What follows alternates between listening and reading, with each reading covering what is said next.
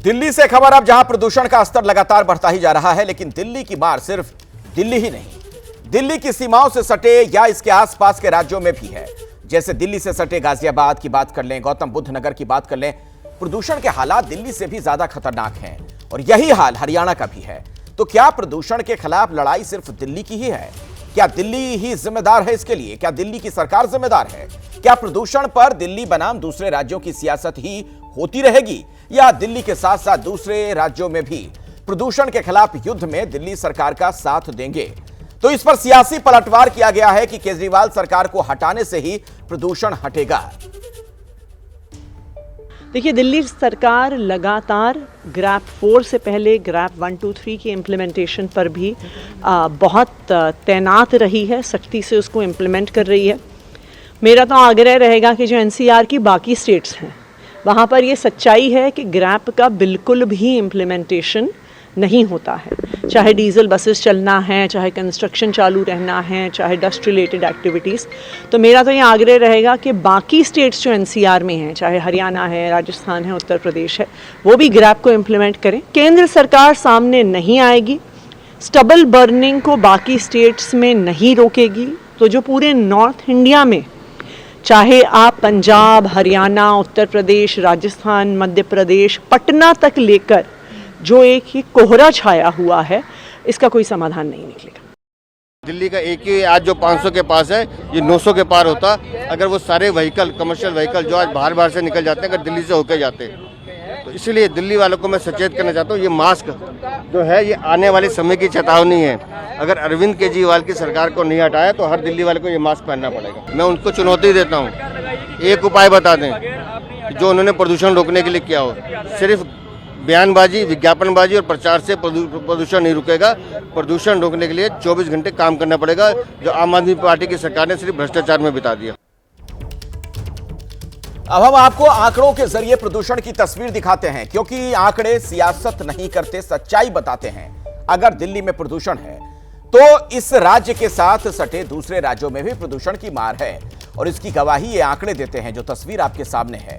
ये देखिए, तमाम आंकड़ा आपके सामने। दिल्ली की हम बात पहले कर लें तो यहां पर आप देख रहे हैं आलीपुर में 500 AQI है, सोनिया विहार में 499, नरेला में 498, आनंद विहार में 496।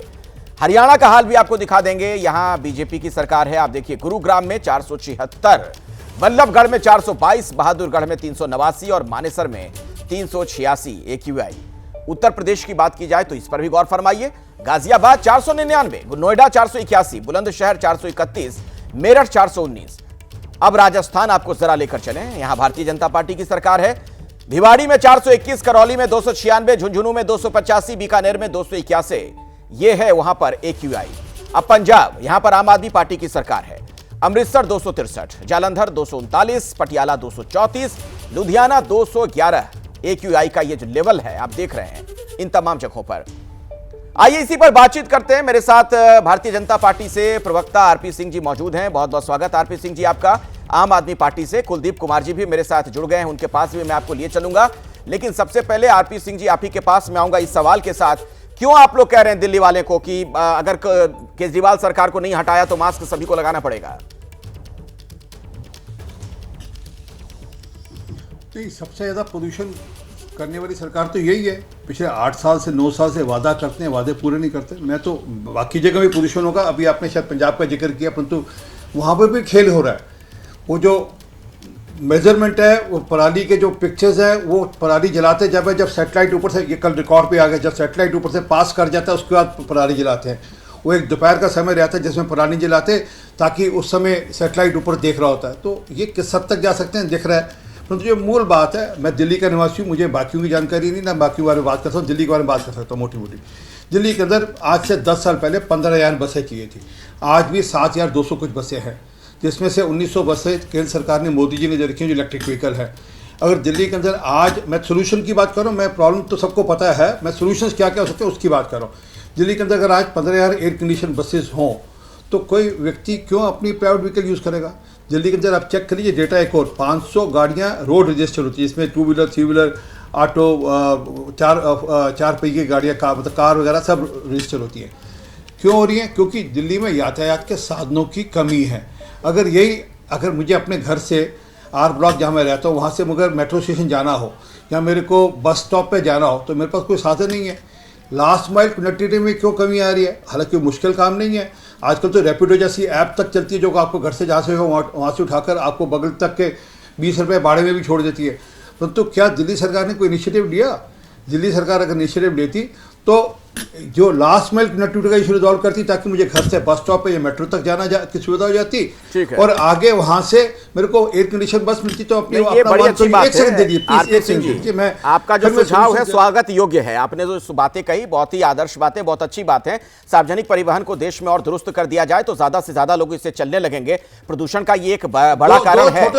लेकिन दो छोटे अखिलेश जी लेकिन मेरा सवाल सुन लीजिए आरपी सिंह जी। अखिलेश जी 2 छोटे सुझाव और दे दूं। अच्छा जल्दी से उसके बाद मैं आपसे सवाल पूछूंगा। दे दूंगा आपके सवाल का जवाब। पर जल्दी में जी, दिल्ली के अंदर 224 मैकेनाइज्ड स्वीपर्स की जरूरत थी, आज अभी तक कुल 52 मैकेनाइज्ड स्वीपर हैं। डस्ट पोल्यूशन अगला कारण है। दिल्ली में सबसे बड़ा कारण व्हीकल पोल्यूशन है, यातायात 48.5%, डस्ट पोल्यूशन 14% है। तो उसकी चिंता कर ले। अगर 224 मैकेनाइज्ड स्वीपर तो आज दिक्कत नहीं आएगी।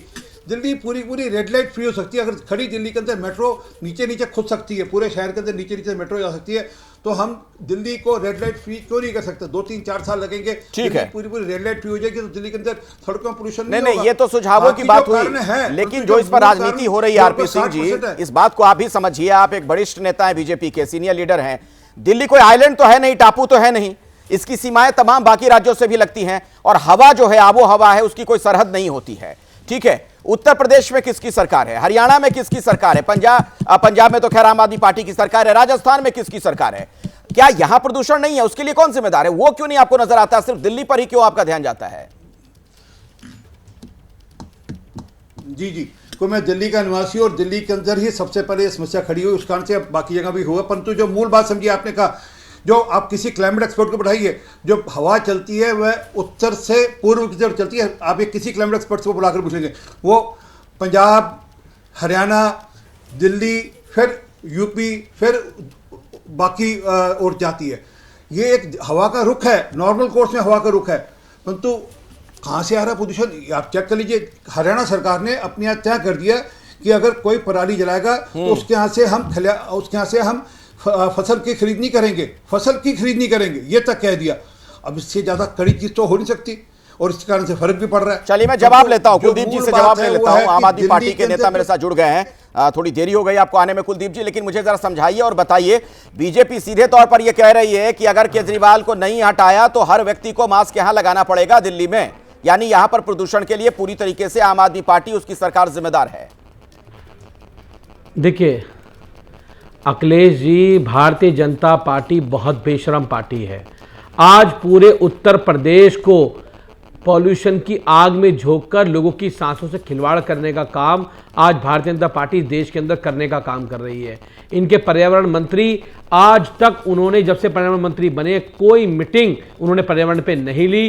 कोई कैसे पॉल्यूशन पे काबू पाया जाए, कैसे पॉल्यूशन पे काम किया जाए, कोई उन्होंने कदम उठाने का काम नहीं किया। और उसके साथ साथ मैं आपको बता दूं, अगर एक स्टेट पंजाब जहां 2 साल पहले आम आदमी पार्टी की सरकार आती है और वो सरकार अगर पंजाब के अंदर 80% की पराली जलाने के अंदर कमी कर सकती है, तो मैं कहना चाहता हूं कि इतने सालों से भारतीय जनता पार्टी की सरकार जो है, हरियाणा के अंदर इस साल 23% की वृद्धि पराली के अंदर दर्ज की गई है। उत्तर प्रदेश के अंदर 71% घटनाएं बढ़ोतरी देखने का काम हुआ है। और वहीं पंजाब की सरकार, जिसका शिवराज जी भी जिक्र कर चुके हैं, वो पंजाब की सरकार जो 80% तक पराली पर कामयाबी पा चुकी है, उसको कम करने का काम किया। तो मैं पूछना चाहता हूं कि आखिर नॉर्थ इंडिया के लोगों के साथ भारतीय जनता पार्टी ऐसा खिलवाड़ क्यों कर रही है? वो आखिर कोई कदम क्यों नहीं उठाती है? वो पॉल्यूशन के अंदर आज लोगों को धकेलने का काम कर रही है। आज लोगों को दिल्ली के अंदर सांस लेने में दिक्कत हो रही है, पूरे नॉर्थ इंडिया में लोगों को सांस लेने में दिक्कत हो रही है, लोगों को मास्क लगाने पड़ रहे हैं, सुप्रीम कोर्ट संज्ञान ले रहा है। लेकिन भारतीय जनता पार्टी सोई हुई है नींद के अंदर, वो जागने का काम नहीं कर रही है और केवल नौटंकी, केवल पॉलिटिकल स्टंट करने का काम ये लोग करने का काम कर रहे हैं। और मैं फिर कहना चाहता हूं कि अगर दिल्ली सरकार ने जो काम आज पॉल्यूशन के ऊपर किए, पंजाब की सरकार ने पॉल्यूशन की रोकथाम के लिए जो काम किए, अगर केंद्र सरकार ने भी वो काम अन्य राज्यों में किए होते, दो काम बताइए कुलदीप जी, मैं जवाब लेता हूं आरपी सिंह से, हरियाणा में किया होता। दो काम बताइए जो ऐसा काम आपने किया जो बीजेपी शासित राज्यों में नहीं हुआ प्रदूषण रोकने के लिए। 2 काम। पहला काम, सबसे बड़ा काम पंजाब के अंदर पराली की घटनाओं में 80% की कमी आई। भारतीय जनता पार्टी के जो राज्य हैं, चाहे वो उत्तर प्रदेश हो, चाहे वो हरियाणा हो, चाहे वो मध्य प्रदेश हो, वहां पर लगातार पराली के अंदर इसका जवाब दूंगा। दूसरा काम कहीं पर बताइए। 71%, कहीं पर 23% की बढ़ोतरी। ठीक है, मैं जवाब लेता हूं आरपी सिंह जी से। दूसरा काम दिल्ली के अंदर लगातार दिल्ली के पर्यावरण मंत्री गोपाल राय जी लगातार मीटिंग कर रहे हैं। कभी उसके red light on, red engine of की मुहिम चलाने का काम करते हैं, कभी साइड्स के ऊपर बैन लगाने का काम करते हैं, कभी डस्ट पोल्यूशन रोकने का काम करते हैं। दिल्ली के अंदर हम 24 घंटे बिजली देते हैं और जिससे जैन सेट की पूरी समस्या खत्म हो गई। आज दिल्ली में कोई जैन सेट नहीं चलता है, दिल्ली में कोई थर्मल प्लांट नहीं चलता है, सारे के सारे थर्मल प्लांट बंद हो चुके हैं। ठीक है, क्योंकि आपने गोपाल राय का जिक्र कर दिया, पर्यावरण मंत्री हैं जो दिल्ली सरकार में, तो उन्होंने आज इस मसले पर क्या कहा है दर्शकों को जरा मैं सुनवा देता हूं, फिर चर्चा को आगे बढ़ाएंगे। हमने कल से तमाम एक्सपर्ट से बात की। ये जो स्मॉग की चादर जो छाई हुई है, इसको कैसे तोड़ा जा सकता है, इसका क्या इमीडिएट समाधान है। हमें लगता है कि अब वो समय आ गया है कि दिल्ली के अंदर इस स्मॉग की चादर को तोड़ने के लिए, दिल्ली के लोगों को प्रदूषण से मुक्त कराने के लिए आर्टिफिशियल रेन कराई जाए। आरपी सिंह जी, आपने सुना गोपाल राय एक नए सुझाव के साथ आए हैं। कृत्रिम बारिश की बात वो कह रहे हैं और उसमें कह रहे हैं कि आप लोग करवा सकते हैं।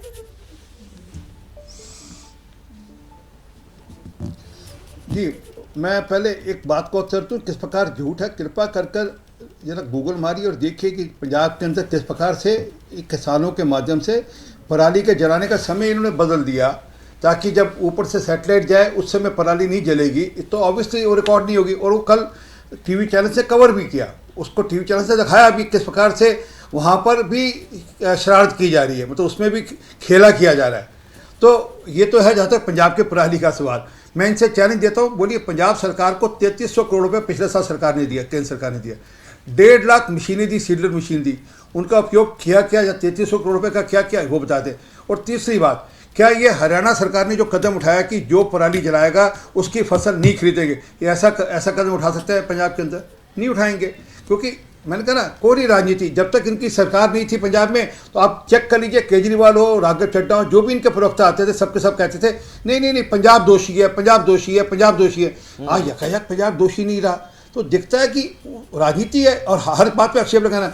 दिल्ली के अंदर आज ईस्टर्न और वेस्टर्न कॉरिडोर नाम से 2 सड़कें हैं, दिल्ली के बाहर चलती है, दिल्ली का अंदर एक ट्रक नहीं आता उसके चलते हुए, वो केंद्र ने दिया।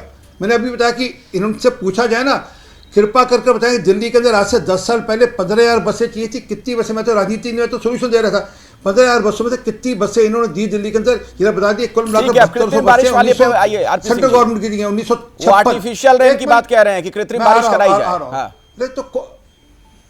तो करे ना, करे, कौन रोक रहा है इनको, करे, कौन रोक रहा है इनको?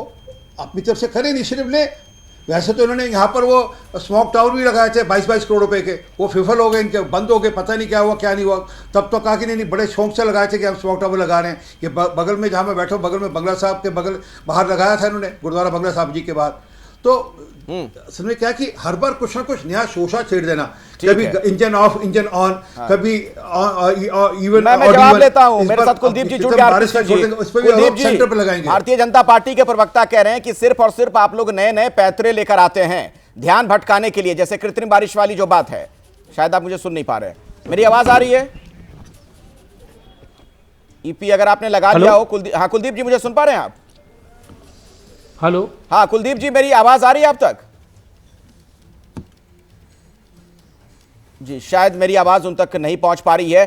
बहुत जरूरी है कि जो लोग भी बैठे हुए हैं सरकार में, चाहे केंद्र की सरकार हो, दिल्ली की सरकार हो, लोगों की आवाज उन तक पहुंचे, प्रदूषण को लेकर किस तरीके के हालात हैं। और ये जो गैस चैम्बर में पूरी दिल्ली बदल जाती है, ना सिर्फ दिल्ली बल्कि आसपास के और भी राज्यों का वही हाल है। कई शहरों के हमने आंकड़े आपको दिखाए हैं। इससे जनता को निजात मिले, कम से कम शुद्ध साफ हवा तो मिले फेफड़ों को। बहुत बहुत धन्यवाद। हमारे साथ 2 मेहमान जुड़े थे अलग अलग पार्टियों से।